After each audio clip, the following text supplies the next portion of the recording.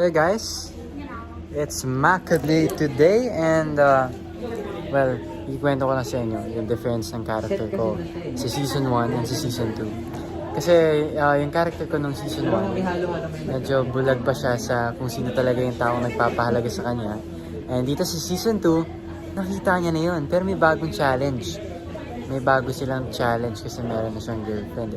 So this time, si Marco Reyes, since may girlfriend na siya, medyo overprotective na, 'di ba? Medyo ayun, nagpapakita na talaga siya ng kumbaga si Marco Reyes mas siya ngayon.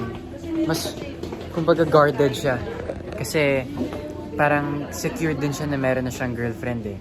So yun yung parang problema din sa kanya, nagiging overprotective siya. Para ang iniisip niya lang palagi is yung relationship na. Wala na, hindi na yung sweetness. Wala yung sweetness. So, ayun, si Marco Reyes ngayon mas nonchalant siya. Thank you.